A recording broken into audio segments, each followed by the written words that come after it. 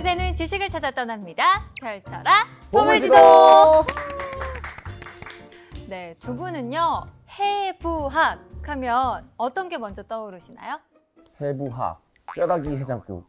그 해부된 둘의 연관관계는 해밖에 모를 것 같은데. 그 뼈에서 내가 살을 발라가지고 아. 해부를 해가지고요. 국물에 밥을 말아가지고 먹지. 좀 징그럽긴 한데. 네, 좀 맞죠? 잔인하고 네. 징그럽고 그렇긴 한데. 맞는 말입니다. 네, 네. 뭐 일단 알겠고요. 네, 경환 씨는요? 저는 사실 해부라고 생각하면 어렸을 때 이제 학교에서 개구리 해부 실험을 했던 기억이 나는데 개구리 이제 배 갈라서 안에 좀 보고 했던 그 기억이 좀 납니다. 네.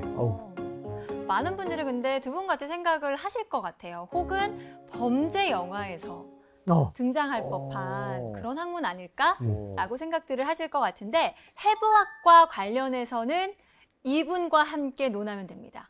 오늘의 선장님 바로 모셔보도록 할게요. 선장님 나와주세요.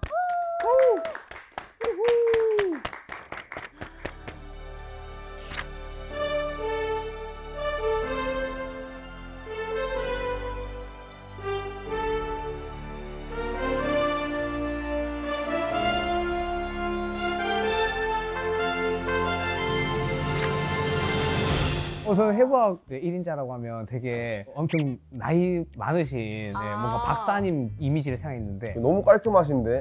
아니 해부학 무시하십니까? 모독입니다. 아니 그 네. 내가 이때까지 본 TV에서 본 해부학 하시는 분들은 좀 약간 막 이렇게 해가지고 막 오늘 방송국 메이크업 받으셨잖아요. 평소에도 깔끔하고 멋있으시겠지만 사실 저희가 이렇게 가지고 있는 해부학의 이미지가 있거든요. 사실 이거 너머에 해부학에 더 재밌는 것들이 많죠.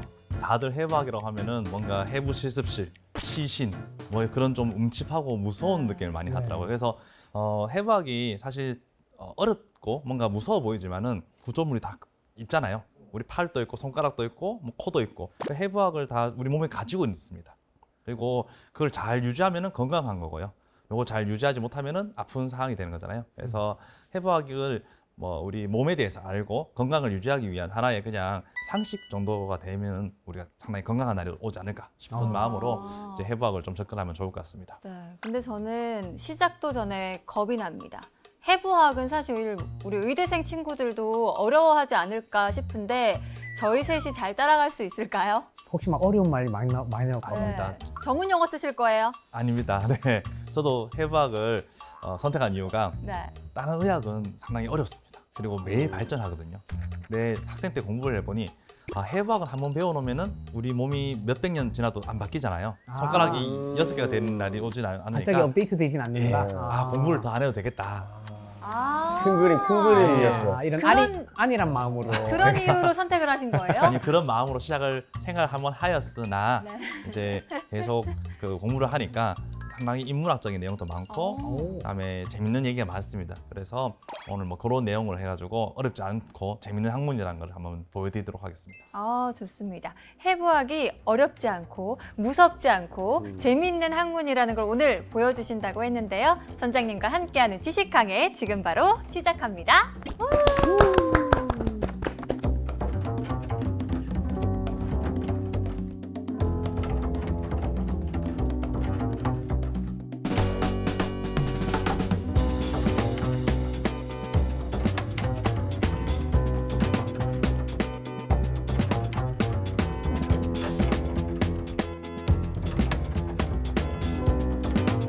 먼저 해부학이라는 것을 이야기하기 전에 얼마큼 뭐 의학 용어에 대해서 아시는지 한번 물어보도록 하겠습니다. 네. 인욱 씨 이제 예전에 운동 많이 하셨는데 네. 하루도 하면은 다리에 근육 경련 지난 적이 있죠? 네. 어디 났습니까 주로? 햄스트링이요. 햄스트링에. 네. 그때 이제 쥐가 난다고 했나요? 근육 경련 난다고 했나요?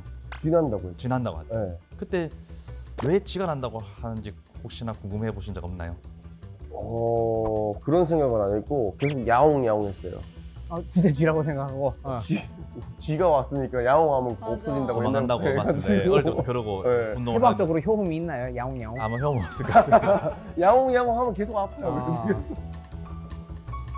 자, 그럼 제가 힌트를 드리도록 하겠습니다. 근육을 영어로 혹시 뭐라 하시는지 아시나요? 머슬. 예, 머슬. 발음이 아주 좋으신데 그러면 이 근육의 머슬이라는 용어는 어디서 기원을 했을까요? 머슬이 어디서 기원을 예, 했냐고요? MUSCL이라는 그거를 아이디어가 갑자기 탁 솟아서 창조한 건 아닐 거잖아요. 원이 뭘까? 예, 라틴어에서 비유를 했습니다. 예, 그럼 그 용어가 바로 뭘까요?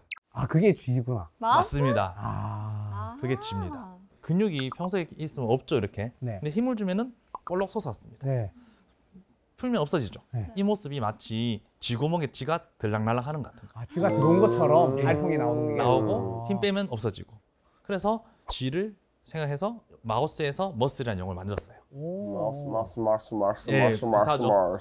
자, 그런데 이러한 지식이 이제 저희 아시아권에 영어가 들어오고 라틴어와 함께 들어오고 하는 처음 이제 똑똑하신 분이 생각했겠죠. 근육. 근데 그걸 머슬은 몰랐어요. 근데 마우스는 아는 거예요. 그러니까 근육 경련, 근육이 많이 수축을 하고 뭐 문제가 있다. 이거를 머슬을 모르니까 마우스, 쥐라고 그냥 생각합니다. 쥐가 갑자기 뭐 이상해졌다. 그래서 그게 이제 근육이다 라고 생각해서 그런 게 계속 쓰다가 이렇게 된 게 아닐까라고 생각하고 있습니다. 저는 그래서 쥐가 난다고 해서 약간 쥐가 기어다니는 느낌이랑 비슷해서 그런가? 뭐 어떻게 보면 그런 쥐가 문 거죠. 예. 느낌인가? 약간 이렇게 생각해요. 예, 그래서 근육이 있다 없다 하는 게 쥐가 이제 들락날락 하는 느낌. 자, 너무 스포츠적인 얘기였다면은 이번엔 조금 로맨틱한 얘기를 한번 해보도록 하겠습니다. 로맨틱. 혹시 커플링을 끼고 있으신 분이 지금 없는데, 아, 예, 빨리 그려. 예. 다들 그래. 다 없다. 예. 다 그래요. 그 반지를 네 번째 손가락에 끼잖아요. 네 번째 커플링을. 약지에. 예. 예. 왜 네 번째에 또 끼는지 궁금해 보신 적? 왜 약지에 끼일까? 네 번째 끼는 게 제일 예뻐서 가운데 끼면 이상하잖아요. 아이고. 조심해 주세요. 아이고. 이 네 개 중에 여기 바깥쪽에 끼면 좀 어디 부딪히거나 걸리적거릴까봐 안쪽 중에서 만만한 대로 하지 않았을까? 아, 그건 상당히 일리 있는 얘기입니다. 이렇게 뭐 아. 하다가 이렇게 걸리겠죠. 예, 저는 그러면. 그런 얘기는 들었습니다. 어른들한테 사실 왼쪽 네 번째 손가락은 사랑하는 사람과 사랑의 징표로 많이 끼잖아요. 그 이유가 이렇게 손가락을 이렇게 하면 얘가 제일 잘 안 떨어진대요. 네 번째 손가락이. 이거 그래서- 일리 있는 거죠? 나도 이 그래서 얘기는. 부부는 와. 떨어지기 힘들기 때문에 네 번째 손가락에 낀다. 이렇게 여러분 지금 얘기하고. 한번 해보세요. 진짜 잘한대요. 컨닝하고 오셨나요? 맞습니다. 예. 예, 자, 그걸 정확하게 위해서는 저희가 이제 아까 전에 세 번째 손가락 피면 안 된다 했잖아요. 세 번째는 굽히고 시작합시다. 세 번째는 굽히고 우리 매너 그래서 이게 있게. 잘 펴졌구나. 그러면 이렇게 딱 모으면은 자 하나씩 떼봅시다. 잘 떨어지죠? 네. 근데 네 번째는 안 떨어지죠? 떨어지시나요 혹시? 떨어졌어. 그거는 떨어지고 싶으신 마음이 계신 것 같은데. 떨어지고 아우, 싶은 지난다. 거예요? 자, 그리고 이게 가운데 손가락을 접어놓으면 더 안 떨어지지 않나요? 예, 안 떨어지죠. 연결돼 있으니까. 예, 맞습니다. 연결돼 있습니다. 네. 그래서 이 네 번째 손가락이 안 떨어지기 때문에 우리 서로 떨어질 수 없어요. 평생 붙어 있자는 의미에서 네 번째 오. 손가락에 반지를 낍니다. 저는 오늘 선생님 말씀 듣고 안도의 한숨을 쉬었습니다. 왜냐면 어설프게 제가 들었거든요. 아. 그래서 네 번째 손가락이 안 떨어진다는 거예요. 그 해봤는데 떨어지죠. 조금 덜 떨어지긴 하지만 굉장히 잘 떨어지는 거예요. 그래서 내가 야 이거 나 어떻게 해야 되지? 라는 생각이 들었는데 이걸 굽혀야 되는군요. 예. 중지를. 자, 이 이유가 뭘까요? 가운데 손가락과 이게 두 개가 연결돼 있다고 들었거든요. 네, 비슷한 내용. 반지를 거기 끼우기 위해서 그렇게 만들었어요. 에이, 아. 결과에 맞추다니.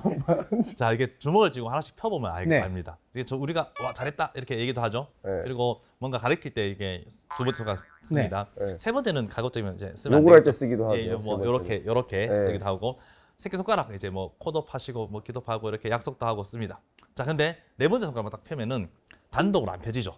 네, 오. 어색해요. 예, 요것만 펴는 근육이 없습니다. 따로.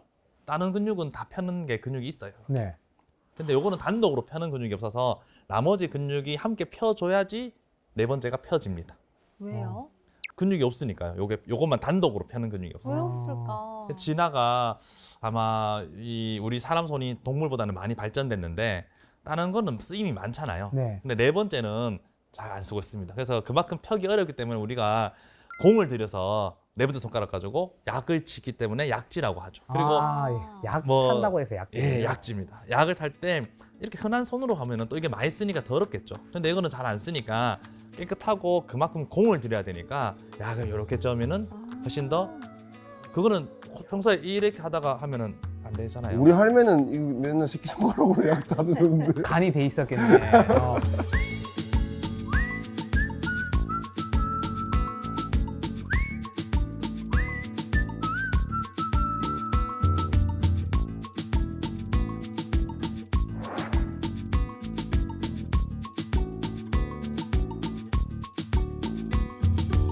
뭐 이제 두 가지 사례만 봤는데 그래도 친숙한 이 내용이죠. 그렇다면은 이런 이제 해부학이 지금 얘기 보니까 별로 어렵지 않은데 그렇다면 이 시작이 언제부터였을까요? 해부학의 시작이요? 예. 사실상 의학의 시작이라고도 할 수 있는데요. 거의 뭐 기원전이죠. 처음부터 아닐까요? 그렇습니다. 인류가 있었을 사람이 때부터. 있고 난 뒤부터. 네. 그렇습니다. 예. 그럼 사람이 있었을 때부터 뭐 이제 문명이 있기 전부터도 있었겠잖아요. 그때의 흔적들이 한 번씩 나와요. 오. 이때 이제 예를 들어서 뭐 고대의 문명 전에는 누가 이제 의학적인 그런 역할을 했을 의사 역할을 했을 것 같아요. 주술사. 주술사가 있습니다. 오. 예, 샤머니즘이라고 하잖아요. 샤머니즘. 예, 제사 같은 거 지내고 기도하고 이랬는데 그분들도 이제 능력을 보여줘야지 사람들이 이제 믿잖아요. 막 기도하고 막 춤추고 한다고 안 나아지면은 힘이 없어집니다. 효험이 보여요. 예, 효험이 없어집니다. 구석기, 신석기가 되면서 조금씩 도구가 생기니까 이 사람들이 조금씩 뭔가를 해봅니다. 아픈 사람들한테. 똑똑똑 두드려보고 잘라도 보고 뭐 이렇게 하는 거예요. 아픈데 그냥 기도만 하면 안 되잖아요. 썩어서 굶어서 이제 막 그 문제 생긴 부위는 잘라서 치료해줘야 되잖아요. 그런 것들을 이제 도구가 생기면서 하기 시작했습니다. 그래서 뭐 신석기 시대에 유골들 보니까 뭐 다쳤는 부위를 잘라는 흔적이 있고 그런 것들이 나오기 시작했어요.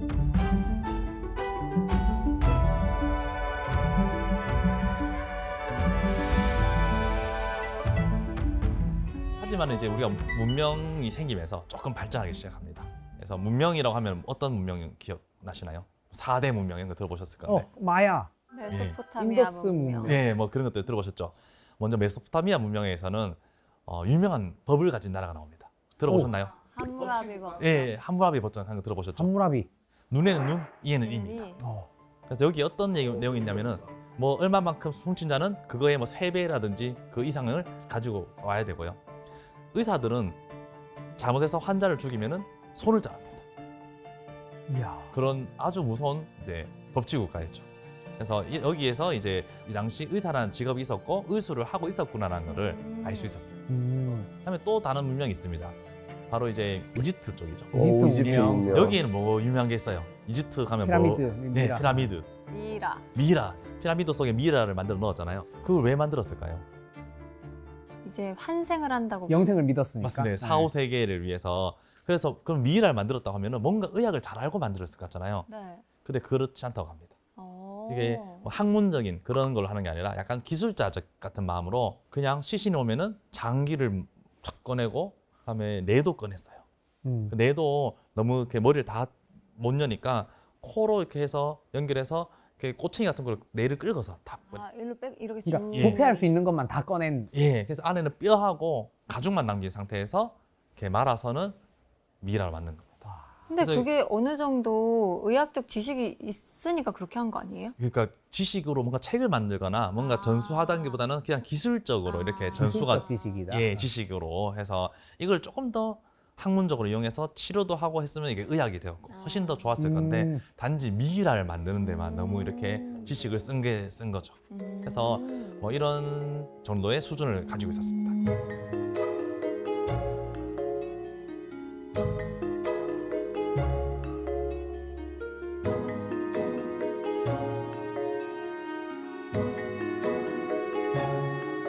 자, 그러다가 이제 점점 이제 현대로 다가옵니다. 이제 기원전 한 5세기 정도 오면은 그리스, 로마 문화가 생기죠. 그리스 로마. 이때는 의술이 좀 발달했을 것 같습니다. 예, 유명한 분들이 조금씩 나옵니다. 네. 예, 그리스 로마 신화에 의학과 관련된 신이 누가 있는지 혹시?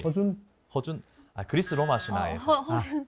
일단- 아프루퍼. 아폴론 그런 거. 있습니다. 아폴론. 네. 아폴론. 활을 쏘고 하는 이제 그거 아폴론이 있었는데. 의학의 신인데 오. 그 아들이 제대로 이제 의학의 신이 됩니다. 아폴론의 아들. 아스클레피오스입니다.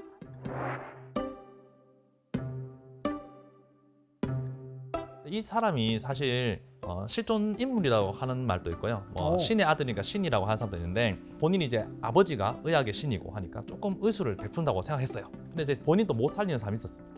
그래서 어떻게 해야지 절망하고 있는데 뱀이 한 마리 기어와가지고는 자기 뱀독을 톡 쏘고 가니까 갑자기 사람이 사는 거예요. 오. 그래서 우리가 약을 잘 쓰면 약이지만은 못 쓰면 독이라고 하죠.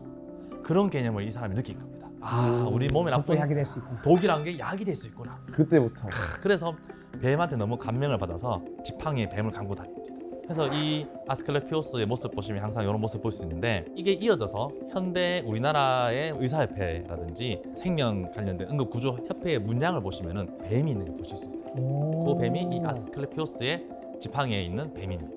상징적인 의미가 있네요. 그래서 우리가 뱀 보면 사실 무섭죠. 혹시 보신 적 있나요? 예. 본 적은 있죠. 네, 저도 최근에 그 볼처를 갔다가 봤는데 너무 갑자기 보니까 무섭더라고요.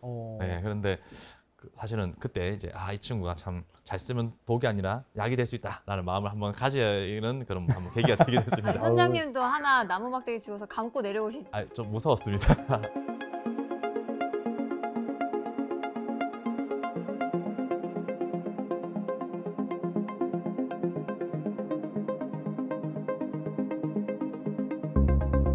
그리스 하면은 유명한 게 이제 철학자잖아요. 네. 최초의 이제 철학자가 탈레스라는 사람이 있습니다. 탈레스. 예. 그럼 철학자, 뭐 모든 걸 다 아는 사람이잖아요. 그래서 이제 사람들이 물어봅니다. 탈레스, 유명한 철학자요. 우리 이 만물은 뭐가 가장 중요할까요? 근원이 무엇일까요? 뭐라고 대답하고 싶어요? 물이라네. 물. 예. 오. 또 만약에 그러면 이제 탈레스라는 사람이 물이라고 했습니다. 그럼 이제 또 다른 유명한 철학자가 있을 거잖아요.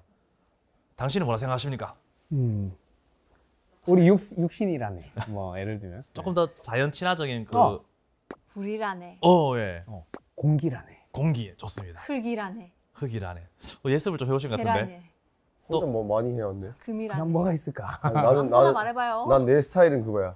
눈치 보고. 물인 것 같아요. 물인 것 따라하거든? 같아. 내 스타일이야. 묻어가자. 지금 계속 뭐 물불 약간 예전에 캡틴 플래닛 만화처럼 땅불 바람 물 물바람 마음. 맞아 네. 그런 느낌으로 하나씩 이렇게 얘기를 합니다. 그래서 실제로 그 당시 유명하신 그런 철학자들이 이론론이라 해서 하나의 중요한 원소가 우리 몸 또는 세상을 지배하고 있다 이렇게 얘기를 합니다. 그래서 이제 각자 하나의 학파가 있겠죠 이렇게. 네. 그랬는데 이제 사람들이 점점 똑똑해집니다. 한 100년 지나니까 천재 수학자가 나옵니다. 천수학자. 누굴까요? 너무 천재인 나머지 지금까지 저희를 피타고라. 괴롭히고 있는. 맞습니다. A제곱 더하기 B제곱은 C제곱이다. 맞습니다.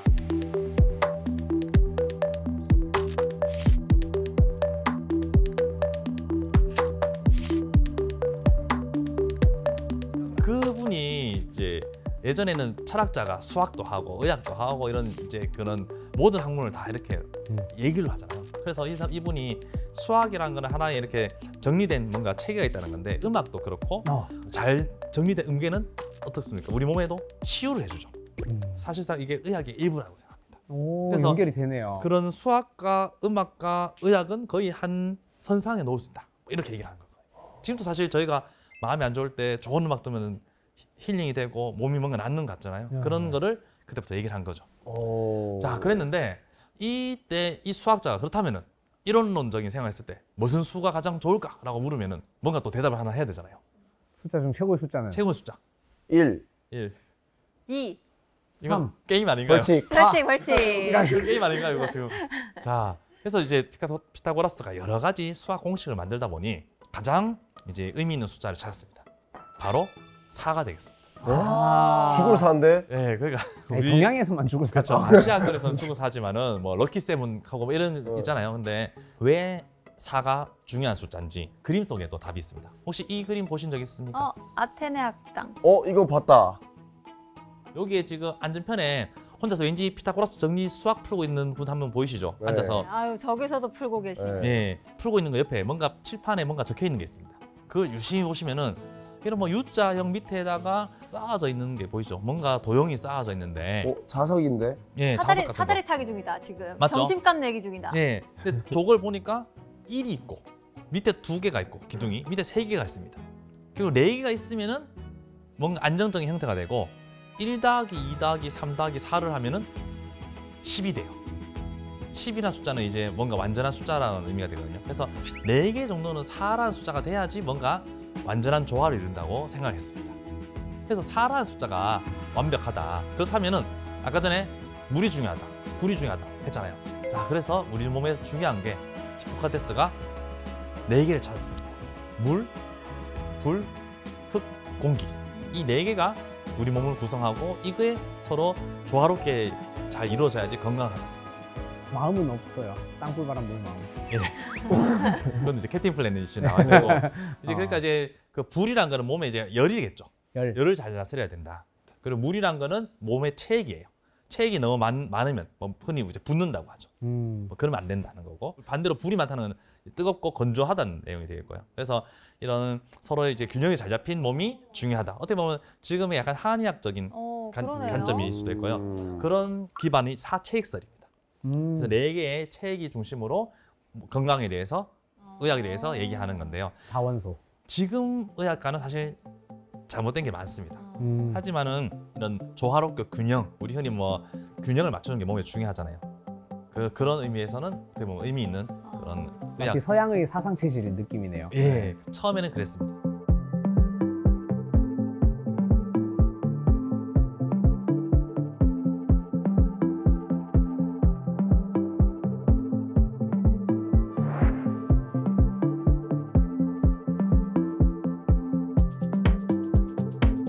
그리고 이제 무엇보다 히포크라테스가 유명한 건 뭘까요? 선서. 예, 선서하잖아요. 네. 아, 히포크라테스 선서. 예, 이 선서의 내용이 왜 중요하냐? 뭐가 들어갔기 때문에 중요했을까요? 뭐가 들어갔지? 의료인들의 뭔가 중요한 게 있을 것 같아요. 뭔가 예. 최초. 최초로 의료인들의 그거다. 그거 희생, 봉사, 책임. 뭐 그런 겁니다. 뭐 예, 그거 맞아. 맞아요. 근간이 되는 어떤 것. 정신, 태도. 맞아. 예, 맞습니다. 내가 윤리적인 말하려고 그랬는데. 예. 그러니까 이제 맞아요. 그 전까지 의사들에게는 그냥 치료를 하는 게 중요하고 뭐 함부랑이 법정하면 해야 되고 못하면 손 자르고 이런 거였잖아요. 근데 이제 히포크라테스는 최초로 이제 이런 윤리적인 거, 태도에 대해서 환자를 볼 때 또 예를 들면은 뭐 비밀을 지켜야 된다 이런 것 같이.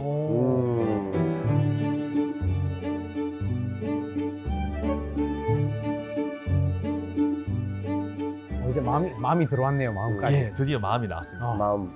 그래서 어떻게 보면 사체익설이 마음이 없다 하셨는데 이런 히포크라테스 선서에 그 마음이라는 게 들어가 있다 생각하시면 되겠는데요. 캔틴 플래닛이 알고 있었네요, 이거. 예. 그런데 사실 히포크라테스의 예전에 행적에 대한 그림이 있는데 이걸 보면은 또 좀 그렇지 않은 면도 있습니다. 히포크라테스는 그리스잖아요. 네. 그리스가 페르시아랑 전쟁을 했습니다. 페르시아의 역병이 심하게 돌았어요. 그래서 페르시아의 국왕이 자기 나라에서 치료가 안 되니까 이웃 그리스가 적국이지만은 히포크라테스가 너무나 뛰어난 의학자니 제발 우리나라에 와서 우리나라 역병을 좀 잡아주세요라고 찾아옵니다. 지금 그림에 보시면은 크세르크세스가 금은보화를 들고 찾아와요. 크세르크세스. 네, 그 300에 나오는. 영화 300에 나오는. 네. 자, 근데 히포크라테스 선서에는 의사는 금은보화에 휘둘리지 않겠다. 그냥 진짜 말 그대로 환자를 생명 존중의 마음으로 치료를 해야 되지 돈을 더 많이 준다고 이 사람 먼저 해주고 뭐 그러면 안 되잖아요. 그래서 금은보화를 거부한 건 제대로 한 일이죠. 그런데 치료를 안 하는 이유 중에 또 하나는 적국이기 때문에 안 한다는 거예요. 사실 지금 우리 그 사회에서는 전쟁이 있더라도 병원 쪽에는 공격하지 않고 아픈 사람은 공격하지 않잖아요. 그리고 의사들은 적도 포로들이라도 다 치료해주고 그런잖아요. 그래서 그런 면에서는 조금 이제 히포크라테스도 자기 선서와는 좀 다른 모습을 이제 보였습니다.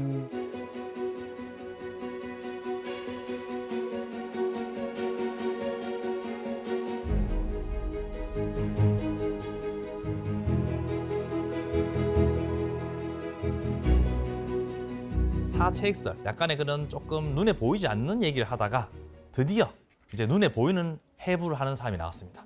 아까 전에 봤던 아테네 학당에서 주인공이죠, 이 그림에. 네. 네, 중간에 이제 플라톤이랑 아리스토텔레스가 있습니다. 센터에 계시는. 네, 센터에 있는 두 분인데요. 플라톤이 스승님이고 아리스토텔레스가 제자인데 스승님은 너무나 이제 이상적인 걸 좀 추구하세요. 그러니까 이제 해부학에서는 사실 이상보다는 실존이 중요하잖아요. 그래서 아리스토텔레스는 스승님 이제 현실이 중요하다 뭐 이런 걸로 철학을 얘기하다가 인체에 대해서도 실제 현상이 중요하다는 마음으로 해부를 해봅니다. 동물을 해부해봐요. 아리스토텔레스가요? 예, 여러 동물을 해부를 해가지고 아리스토텔레스가 처음으로 이 해부라는 용어를 만들어냅니다. 그래서 이제 톰이라는 말이 자른다는 뜻이거든요. 톰. 예, 그래서 아나톰이라는 용어까지를 만들어냅니다. 그리고 동물을 해부를 여러 종을 해보다 보니 척추가 있는 동물도 있고 없는 동물도 있고 그 아가미로 숨쉬는 어류도 있고 포유류라는 게 있고 이거를 나름 이렇게 분류를 해요. 그래서 해부학의 시초인 동물 해부학을 처음으로 만들어냈습니다. 이제 뭔가 좀 과학 같아요. 이제 네. 그러니까 이게 조금 지식이 쌓이니까 이걸 기반으로 이제 의료를 하면은 의학이라는 게 이제 나오기 시작하겠죠. 자, 그러면 이 사람이 이렇게 동물 해부도 해보고 의학적 지식을 가졌는데 이 당시 그리스는 전쟁이 많습니다. 그때 한 똑똑한 왕의 스승으로서 그 왕을 키웁니다. 그래서 그 왕은 훗날 유럽의 대제국을 건설하게 돼요. 동방원정을 떠난. 예. 기원전 5세기에 앞에 바로 글자만 알려주세요. 알라딘. 알렉산더. 어릴 때 이제 이 사람을 아리스토텔레스가 가르칩니다. 어. 병법도 가르치고요. 어떻게 해야 될지, 대제국을 건설하면 어떻게 이끌어야 될지 이런 것들을 가르쳤기 때문에 전쟁도 잘하고 큰 영토를 잘 다스리는 거예요. 자, 그런데 이제 아리스토텔레스가 여러 해부학을 공부하면서 뭘 관심을 가졌냐면은 철학자다 보니까 수상학, 손금에 대해서 관심이 있었습니다. 손을 보는. 당연히 왕이니까 손금을 한번 봤겠죠. 보니까 왕이 될 손금인가. 일단 왕이니까 왕이 됐어요. 왕이 된 손금이죠. 그런데 왕이 손금이 조금 부족했어요. 그 운명선이 요거거든요. 여기 길게 있는 게 운명선입니다. 혹시 보이시나요? 네, 해부학자가 손금 이야기를 하고 있습니다. 네. 얘 여기 있는 거요? 예, 중간에 길게 있는 거예요. 네. 보통 좀 짧죠. 그러니까 역시 알렉산더 대왕도 이 운명선이 약했던 거예요. 제왕이 되려면은 이게 길고 진해야 되는데. 자, 그렇다면 알렉산더가 어떻게 했을까요? 만들자 칼로. 맞습니다. 오, 진짜요? 칼로 자기 손금을 끄었어요. 그리고 대제국을 건설했죠. 하지만은 일찍 이제 단명했습니다. 어쨌거나 저도 대제국을 건설했고, 그리고 이 대제국을 건설해서 유럽과 아시아와 이집트 전체를 하는 대제국을 건설하고요. 그래서 문명이 만나잖아요. 그래서 동양의 문화와 서양의 문명이 만나면서 헬레니즘이라는 그냥 문화를 만들었습니다. 헬레니즘. 그리고 알렉산드리아라는 큰 도서관을 만들어가지고 이 많은 지식인들을 모아서 자료를 많이 모았어요. 자, 그럼 그 중에 또 누가 있겠습니까? 해부학자가 한 명 있었어요. 네. 그리스에서는 이 신이 있고 이러다 보니까 해부를 못했습니다. 하지만 이 알렉산드리아에서는 현재 이집트예요. 해부를 할 수 있었습니다. 이때 약간의 현재로 봐서는 광기에 가득할 수도 볼 수 있는 그런 무서운 해부학자가 나타났습니다. 바로 헤로필로스라는 해부학자예요. 그 전까지 아리스토텔레스는 동물 해부한다 했잖아요. 근데 이 헤로필로스한테는 사람을 해부하게 했습니다. 사형수를 산채로 해부하게 해준 거예요. 산채로요? 네. 그래서 기능적인 연구를 할 수 있었어요. 살아있는 사람한테 여기를 자르니까 이게 안 움직여지네. 어머. 너무 잔인하죠. 어머. 과학자로서는 자기는 엄청난 호기심과 지식이 쌓이는 흥미는 있었겠죠. 갈수록 더 심해지고 어머. 더 이걸 어떻게 알아낼까 고민하다 보면 정말 잔인한 게 해야 되겠죠. 그렇게 했지만은 어쨌거나 과학의 지식은 상당히 발전했습니다.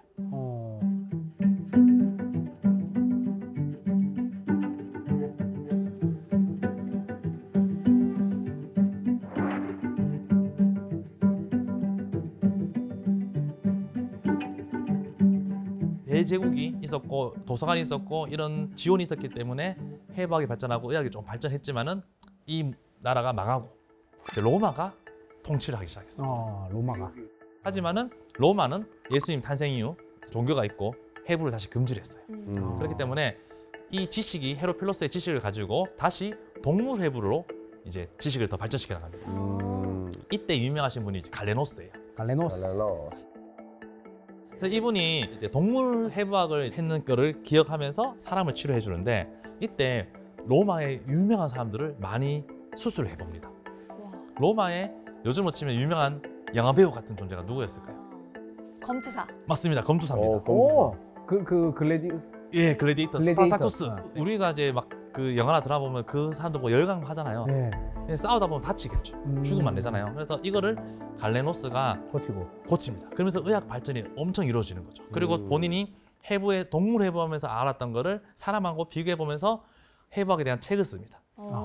근데 이제 사람 해부를 해본 건 아니기 때문에 현재의 해부학이랑은 차이가 많아요. 하지만 왕이 좋아했고 교회에서 이 사람을 지식이 진리다 이렇게 딱 지정했기 때문에 이 갈레노스의 해부학이 100년경쯤에 나온 거잖아요.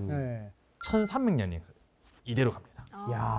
왜냐하면 해부를 못 해봤기 때문에 그냥 중세 때 그대로 가지고 가는 거예요. 그냥 이거를 다들 믿는. 네, 이게 절대적 진리다, 바이블이다. 이렇게 1100년이 지나고 1200년이 지나고 그때 흑사병이 생깁니다. 베스트. 아무것도 못하는 거예요.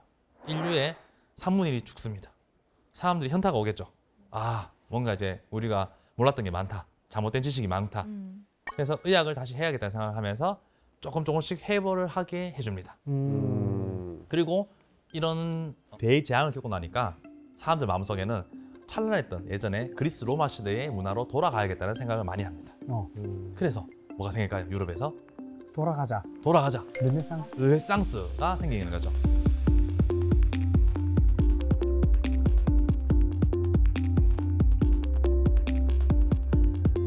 이때 가장 유명하신 분들이 많이 나오죠. 예술가들 중에서. 미켈란젤로. 예, 다빈치 뭐 이런 분들 들어봤죠. 예, 이 예술가들이 이런 문화를 선도합니다. 특히 해부라는 게 금지되어 있다가 조금씩 유행이 됐는데 우리 의사들이 하는 것보다 훨씬 더 유명한 예술가들이 이걸 그림으로 그리니까 사람들이 훨씬 더 하고 깨닫고 제가 그리면은 못 알아보겠죠. 그리고 이 영향력이 적은데 그 당시 유럽에서 가장 인기 있는 예술가가 3대 장들. 딱 이렇게 하니까 또 교회에서도 지원을 해주니까 훨씬 더 발전하게 됩니다. 정말 인체를 그 상세하게 표현을 했던 사람들이잖아요. 예, 프로펠러 같이 생긴 거 있잖아요. 예, 다빈치 맞습니다. 네. 다빈치 같은 경우에는 철학자이기도 하고 수학자도 하고 천재예요. 뭔가 다 합니다. 무기도 만들고 의학도 이렇게 해부를 하면서 배우는 거예요. 그러다 보니까 그림도 잘 그리니까 모든 걸 다 잘 만들어내는 거죠. 그래서 해부를 이제 하게 됐는데 저희가 이제 의학자로서 해부를 하면은 여기가 질병이 있었겠구나 이런 걸 생각을 할 건데 이 다빈치는 예술가잖아요. 처음에 뭐부터 했을까요? 관찰. 해서 그림 그리면 처음 하는 게 이거잖아요. 이렇게 쫙 비율 딱. 네. 비율. 예. 그래서 이걸 하다 보니까 인체에 비율이 있다는 걸 느낀 겁니다. 해부를 하고 그리고 하다 보니까 황금 비율이라는 게 있다. 그래서 아까 전에 말씀하신 이게 뭐냐면은 그림을 보시면은 이 사람이 어디 안에 있어요 지금? 원. 예. 또 사각형 안에. 예, 정사각형이죠. 그럼 세로의 길이는 사람의 키죠. 네. 그러면 가로의 길이는 양팔을 벌린 길입니다. 이게 내 키잖아요. 예, 맞습니다. 진짜로? 네. 예. 그게 바로 야구 선수들 가장 중요한 것 중에 하나잖아요. 네. 예, 팔기. 윙스팬. 리치가. 예, 이게 길수록 몸값이 올라가기도 하죠. 네. 복싱 그리고 여기 선수도 그렇고. 전완근 내 발 사이즈. 예, 이건 알죠? 몰랐어. 몰랐어요. 맞습니다. 이게 똑같다고요? 네. 예, 한 뼘 오. 정도입니다. 야, 이거 아는 거 많다 너. 아, 참. 쓸 데가 없어서 그렇지 아는 건 있어요. 자, 그래서 보다시피 기본 도형, 정사각형하고 원 속에 우리 몸이 들어갈 수 있다는 걸 보여준 겁니다. 그리고 뭐 우리가 흔히 말하는 팔등신으로 나눌 수도 있고 배꼽을 중심으로 양팔다리를 벌리면 원이 된다. 이런 비율에 대해서 얘기를 했기 때문에 이제 인체 비례도라고 흔히 알려져 있는 작품이 되겠습니다. 자, 근데 다빈치의 그림 중에서 이것도 보신 적 있을 거예요. 심장. 네. 당연히 우리 몸의 중요한 장기라고 하면 심장을 1등으로 꼽을 수 있잖아요. 심장이었구나. 난 저 어디 절벽에 꽂혀 있는 나무를 그린 줄 알았어. 오, 그래 보입니다. 창의적이다. 맞아요. 잘못 그렸기 때문에 그렇습니다. 왜 그러냐면은 심장이 영어로 뭐예요? 하트. 하트라는 게 손가락 요 모양이잖아요. 네. 예, 그래도 저희 사실 외국에 이제 우리나라의 아이돌이나 배우들이 이렇게 하면은 어디가 하트인지 잘 몰라 봐요 외국 사람들. 이거 잘 못 따라 하더라고요. 이거 잘못하면 이렇게 하면 욕처럼 보일까 봐. 욕처럼 보이고 맞죠. 그래서 이제 외국에 저희 학회 가면은 외국 해부학자들이 물어봐요. 보세요. 왜 한국 사람들은 이렇게 하냐? 왜 이게 진짜 심장이냐?라고 하다가 뭐라고 얘기하냐면은 저희는 요것만 하트라고 하는데 실제 심장은 뭐라고 하냐면은 주먹 전체랑 비슷합니다. 이렇게 손아트를 한 주먹 전체랑. 예. 왜 우리가 심장 크기는 주먹만 하죠. 네. 실제도 사이즈도 비슷하고 실제 심장 그림 보시면은 주먹이랑 비슷하죠. 지금 이렇게 하는 거랑. 위에 또 갈라지면서 올라오는. 예, 동맥이랑 비슷하죠. 네. 그리고 심장이 어떻게 구성되어 있다고 배웠어요? 그 심방 심실 나눠져 있는 맞습니다. 거예요. 심방 심실이잖아요. 심방은 피가 모이는 방이에요. 네. 심실은 수축해서 여기서 피가 보내. 뽑아서 온몸으로 가는 겁니다. 어. 그럼 지금 이 그림처럼 심방은 근육이 별로 없죠.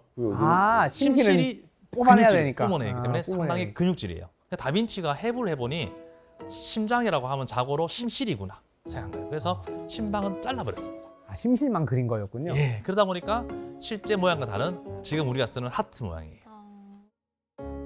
그래서 우리가 사실 심장 상징으로 사랑의 하트라고 하지만 이거는 다빈치가 잘못 그린 거를 지금까지 쓰고 있는 거예요. 그러면 진짜 이 하트 모양은 그냥 심실 모양이다. 심실 모양입니다. 여기 보면 심실 모양 같죠? 이렇게 된 모습이 네. 예, 심실 모양만 그린 겁니다.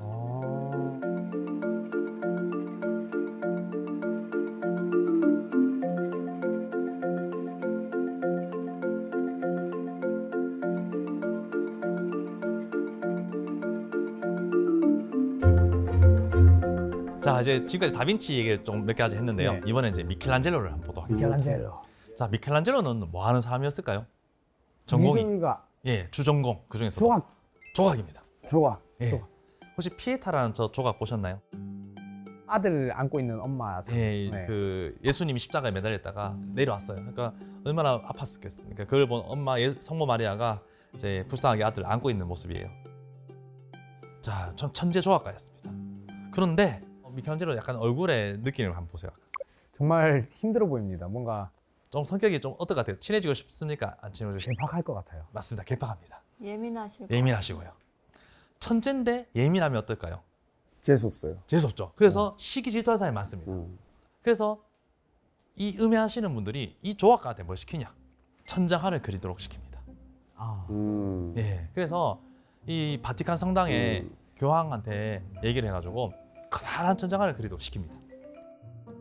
자, 그러면 내가 조각가인데 그림을 그리려 하면 못한다 해야 되잖아요. 하지만 천재고 성격이 나쁘다 보니까 내가 내가 할게. 예, 할게. 어, 예, 뭐 못할 줄 그거 할수 아냐? 그럼 뭐 어렵나? 하면 돼. 와 조졌다. 이렇게. 맞습니다. 그래서 처음에는 금방 못 그리고 꽤 오랜 시간 동안 아무도 못 들어오게 문을 잠궈놓고 혼자서 계속 그림을 구상하고 그립니다. 그러니까 교황은 왜 안 되냐 궁금한데 문도 안 열어줘요. 안 보여주고. 안 보여주고. 아. 성격이 못됐으니까 교황이 시켜도 안 돼 하고는 그려냅니다. 그게 바로 이 천장화고요. 혹시 이 중에서 제일 눈에 띄는 거 혹시 아시는 그림 있나요?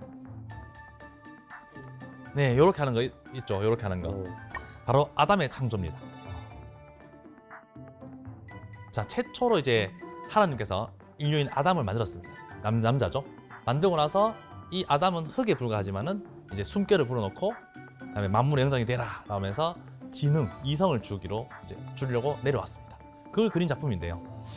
뭔가 이상하지 않나요? 일단 아담부터 보시면은 누워 있죠 지금. 네. 나를 만들어준 창조자가 오는데 버릇없게.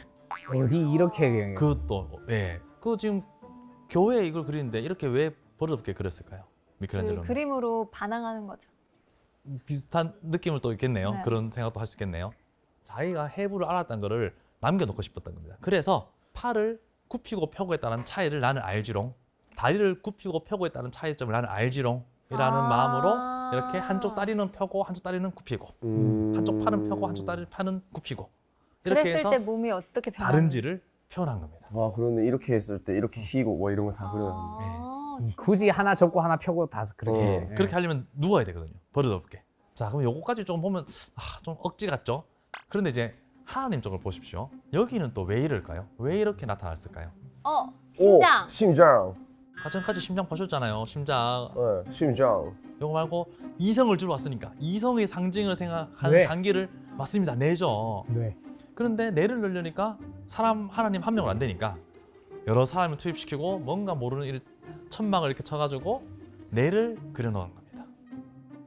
네. 우와. 뇌입니다. 예, 그래서 지금 하나님의 다리랑 지금 저기 천까지도 다 의도된 거라는 거죠.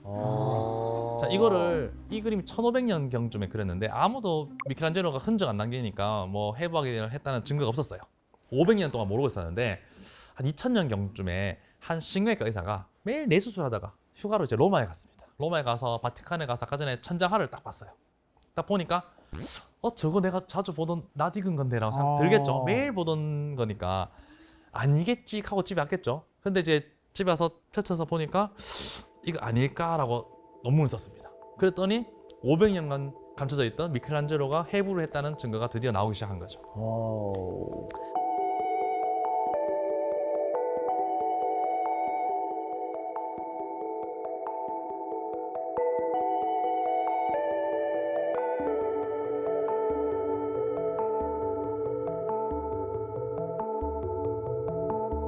예술가들이 르네상스 시대에 이런 해부학과 이런 과학을 이끈 걸 보여드렸잖아요. 그렇다면 이제 의사들 중에서도 이제 한 50년이 지나서 가만히 있을 수 없지. 팔을 걷고 나선 사람이 있습니다. 그 사람이 바로 베살리우스입니다. 베살리우스. 자, 이전까지 이 당시의 의사 중에서 대부분의 의사는 내과 의사입니다. 우리가 생각하는 외과 의사는 이발사가 담당을 했어요. 이발사가요? 예. 우와. 외과 의사. 그러니까 우리나라도 예전에 피를 보고 하는 이제 의료인은 조금 험한 일을 한다. 그래서 중인이었고 그렇게 배웠잖아요. 그래서 이 당시 서양에서도 우리가 생각하는 의료의 이제 약물 치료 이런 것들을 내과 의사라고 하는 직업이 담당하고 있었고, 사실상 뭐 좀 종기가 생겼거나 뭐 염증이 생겨서 잘라낸다 이런 거는 피를 보고 뭔가 아프고 비명 지르고 막 잡고 해야 되잖아요. 그런 역할은 이발사가 담당했습니다. 아, 머리 자르는 김에 머리도 자르고 막 이렇게 하신 뭐 그런 거예요? 느낌이죠. 무서워. 아, 하여튼 그 당시에도 좀 천한 일로 좀 여긴. 예. 그래서 해부를 안 했습니다. 당연히. 그렇죠? 그런데 베살리우스는 의사로서 자기가 해부를 해서 뭔가 보여줘야겠다는 생각을 하였습니다. 그래서 그 전까지 동물 해부만 했기 때문에 이 그림 보시면은 그 아래쪽에 강아지라든지 뭐 원숭이라든지 이런 동물을 가지고 나름 이제 포유류죠. 그래도 그래서 가지고 동물 해부했는 자료를 가지고 인체를 이제 유추해서 치료했거든요. 그게 아까 전에 갈레노스가 했던 거. 그걸 네. 1000년간 쓰고 있었다. 아, 해부를 해보니까 아닌 거죠 이제. 똑같지 베살리우스가 않잖아요. 네. 예, 인체를 해보니까 이거 아닌데. 근데 이미 많은 사람들은 주류인 사람들은 갈레노스께 절대적인 진리니까 베살리우스 보고 너 왜 이래 이상한 소리 한다 이렇게 했는데 건방지게. 건방지게 어. 이렇게 많은 사람들 모아놓고 눈앞에서 보여주는 거죠. 해부를 해가지고 이 봐라 내가 한 게 맞지 않느냐 이렇게 되면서 이제 해부학이 본격적으로 인체 해부라는 것이 시행이 되고 이게 진짜 맞는 것이다 라는 것을 보여주게 된 겁니다. 이때 근데 안 잡혀가셨어요? 예, 이제 의사하고 본인이 이제 대학 교수가 되고 나서 이게 필요하다는 걸 계속 어필을 했습니다. 왜냐면 지금까지 갈레노스가 했는 게 틀려 있기 때문에 본격적으로 의사들도 해부를 하고 해부학을 제대로 정립을 해서 이걸 기반으로 의학을 발전시켜야 된다라고 생각한 거죠. 좀 징그럽고 무섭지만 필요하다라는 걸 맞습니다. 피력했네요. 예. 네. 그래서 이제 이걸 지식은 이제 생겼는데 또 그림을 잘 그려야지 이게 또 전파가 되겠죠. 그래서 당시 이제 유명한 그 예술가 중에 티치아노라는 사람이 있습니다. 이 사람이 제자가 있어요. 제자를 불러가지고 아 내가 밥 사줄 테니까 이거 잘 그려보자라고 해서 꼬셔서 칼카라라는 그런 미술가한테 그림을 그리게 시킵니다. 자, 근데 기대했던 해부학의 그림은 아니죠. 뭔가 다르죠. 어떤 점이 다르다고 생각되시나요? 그 자세가 뭔가 예술적인데요. 네. 그리고 배경이 있죠. 네. 자, 이게 우리가 생각하면은 해부학이라고 하면은 그냥 뼈만 있고 지식을 위해서 그냥 이런 모습이어야 되잖아요. 그런데 살아있는 듯한 느낌이 있습니다. 네. 뭔가 포즈가 있고 네. 생각을 하고 있는 것 같고 뒤에 배경이 있어요. 특히 배경 속에는 살아있는 꽃과 나무 같은 것들이 있습니다. 그래서 우리가 시신을 해부하고 죽은 사람을 해부함으로써 뭔가 알고 있지만은 이것이 죽은 것이 아니다. 또 죽은 자를 또 예우해야 된다는 마음으로 살아있다는 느낌을 주기 위해서 이런 식으로 그림을 그렸습니다. 그리고 심지어 해부를 해나가고 있는 그림이 있거든요. 점점 근육이 없어지고 있는 모습이 보이죠. 좀 기괴하네요. 예, 해부를 해나가고 있는데 뒤에 배경을 보면 배경이 연결돼 있어요. 이 사람이 살던 마을을 연결해서 그려놨습니다. 그리고 이 책 제목이 파브리카인데요. 파브리카. 유소년 축구단 중에서 파브리카라는 게 있거든요. 레알 마드리드 팀 안에. 그러니까 파브리카라는 말은 우리가 뭐 패브릭, 팩토리 이런 말 쓰듯이 만들어낸다는 뜻입니다. 시신이라고 하면 뭔가 죽어 있는 상황이고 뭔가 소멸되는 상황이라고 생각하는데 아니다. 이것이 죽은 것이 아니다라는 느낌으로 뭔가 더 만들어낸다는 의미로 파브리카라는 이름을 지었습니다.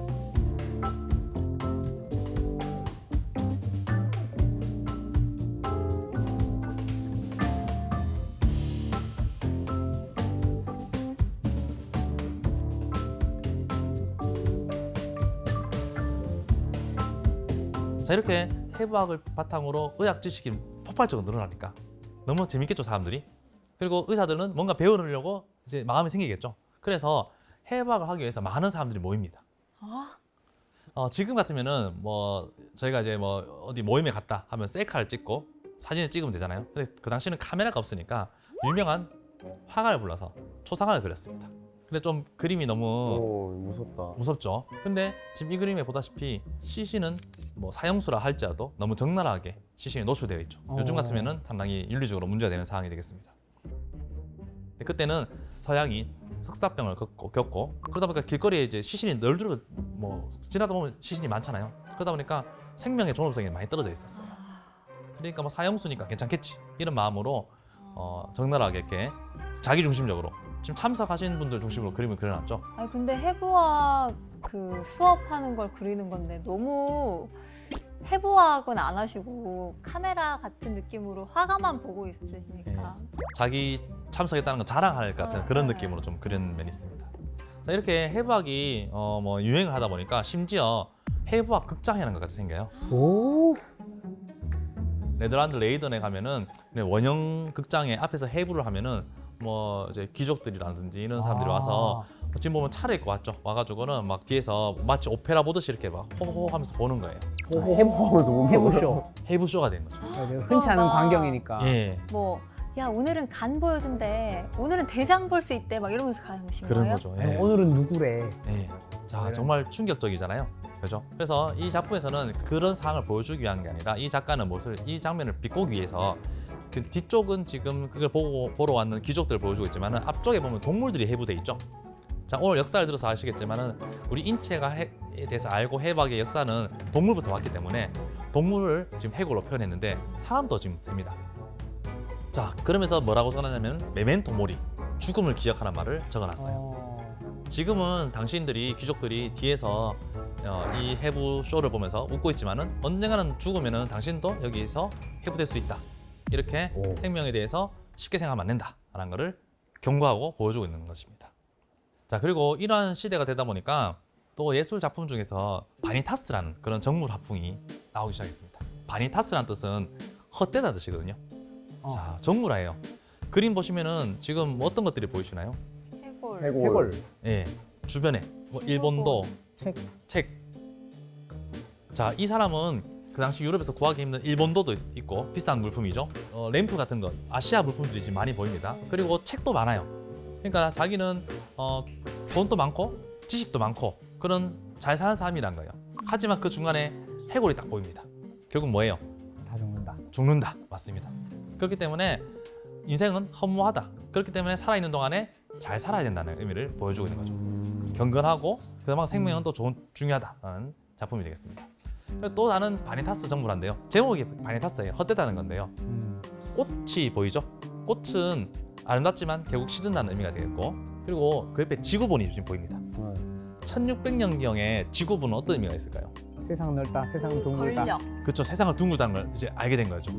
권력, 과학이기도 하고요. 왜냐면은 그 당시 유럽에서는 영국 런던 지나면은 지옥으로 떨어진다 생각했어요.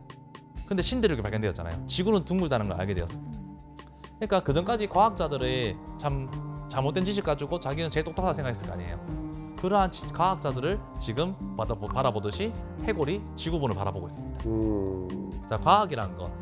제가 지금 여러분들 앞에서 이렇게 얘기하는 게 절대적 진리가 아닐 수도 있죠. 그러니까 지금 조금 더 알고 있을 뿐이지 절대적 진리가 없다는 것을 경고하고 있는 거예요. 그러니까 너 많이 안다고 쉽게 말하면 깝치지 마라. 자만하지 말라. 자만하지 말라. 깝치지 마라. 네, 그런 말 많이 들었잖아요. 그거를 이제 작품으로 보여주고 있습니다.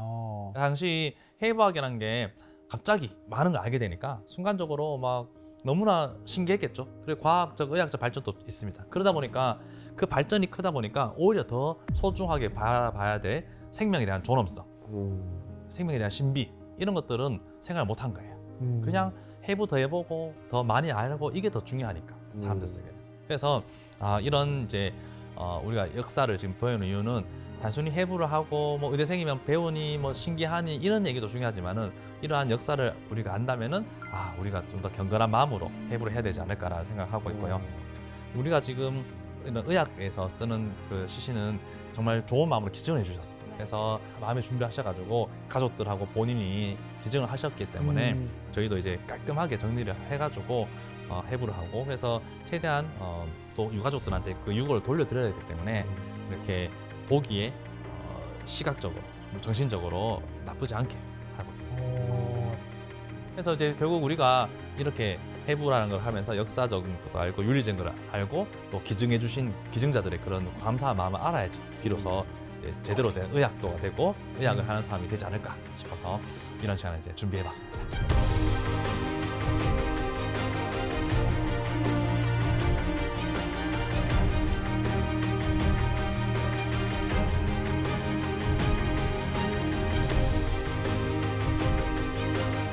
아까 초반에 선장님께서 해부학은 그래도 다른 학문보다는 업데이트가 좀 덜 되지 않을까 하는 생각에 선택한 게 조금은 있었다, 뭐 이렇게 그냥 재미로 말씀을 주셨었잖아요. 궁금한 게, 그러면 진짜 처음 이렇게 공부하실 때랑 그 해부학적인 부분이 우리가 원래 알고 있던 게 바뀐 게 전혀 없어요? 바뀐 건 없는데 네. 인체 안에 정말 구조물이 너무나 많습니다. 새로 많고, 발견한 거는 예, 있을지 그리고 않을까요? 새로운 수술법이 생기면은 이렇게 들어가서 보는 거랑 이렇게 들어가서 보는 거랑 우리가 보는 그 구조물의 뭐 크기라는 이런 게 달라요. 그래서 조심해야 될 구조물은 달라지고, 그래서 수술법이 새로 개발되면은 연구를 해야 되는 게 또 달라집니다. 그래서 새로운 걸 조금 발견하면 와, 이런 것도 있었구나라는 걸 알게 되는 거죠. 그러니까 지금 아는 거는 이제 뭐 이쪽 해서 이 안에 근육에 뭐가 있고 신경에 뭐가 있고 이 정도였는데, 새로운 수술법이 생기면 그 안에 작은 구조물을 더 찾아내고 그게 옆에 있는 구조물과는 어떤 위치 관계가 있고 이런 거를 하면 끝이 없어지는 거죠. 그래서 인체가 변하진 않지만 않지만은 보는 네. 각도들은 다양하게 발견될 수 맞습니다. 있다. 네. 그래서 끝이 없다는 걸 느끼면서 오. 와, 정말 정교하고, 저희 무슨 3D 프린팅 이런 거 개발되고 하잖아요. 로봇 개발되고 그걸로 절대 따라갈 수 없구나, 만들 수 없구나라는 거를 느낄 수 있습니다. 인체의 신비를 매번 느끼실 것 같아요.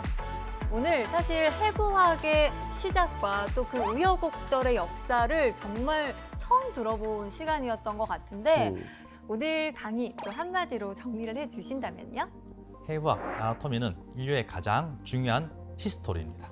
오, 인류 히스토리. 예, 그래서 제가 아나토미와 히스토리를 합쳐가지고 아나토리라고 하거든요. 아나토리. 아나토리. 예, 히스토리, 오. 아나토. 그 합치면은 제가 성이 이시잖아요. 그래서 제가 별명으로 아나토리라고 하고 있습니다. 오, 아나토리. 예.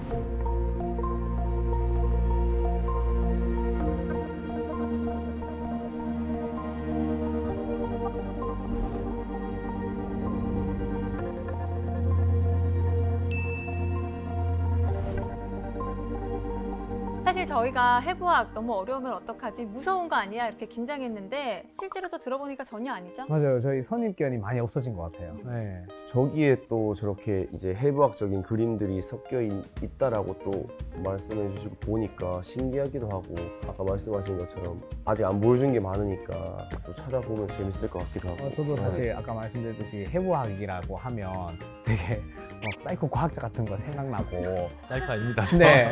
아무튼 조금 음침하고 무서운 이미지가 있었는데 그런 거 이면에 엄청난 고생과 희생이 있었고, 그리고 이런 거 덕분에 또 우리가 이만큼 또 의술이 발달되지 않았겠습니까? 그래서 그만큼 오늘 한 번 더 여기에 기여해준 모든 분들한테 한 번 더 감사하는 마음이 좀 생겼습니다. 앞으로도 해부학 안에서도 새로 발견될 수 있는 것들이 많다고 하니까 네, 귀를 기울이고 관심을 가지면 좋지 않을까 생각해 봅니다. 알겠습니다. 왜 해부학 하면 어려울 뿐만 아니라 조금은 무섭게도 느껴졌는데 오늘 그 편견이 완전히 깨지는 시간이었습니다. 오늘의 유익했던 지식 강의는 여기서 마무리하고요. 다음에도 흥미로운 주제로 찾아오겠습니다. 다음 주에도 찾아라 보물지도!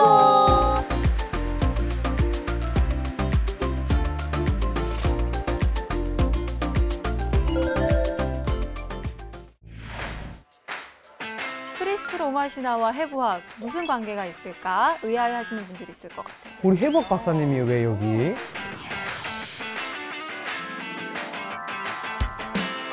유명한 영웅 아킬레우스입니다. 근데 제일 좋아하는 친구. 얘를 불사지처럼 만들려고 스틱스 강에 몸을 담굽니다. 떠내려가면 되니까 발목만 딱 잡아요. 발목은 약점이 상해요. 아킬레스건. 예, 아킬레스건이 아킬레스. 됩니다. 그리스 로마 신화에 나온 스핑크스는 수수께끼를 내고 그걸 못 풀면은 목을 졸라줘요. 쪼는 역할이 우리 몸에 또 중요합니다. 똑똑. 좀 깨끗한 영어로 항문, 예. 항문. 관략근을 아 진짜요? 이 단어 안 까먹겠다. 네. 내 스타일, 완전 내 스타일이었어요.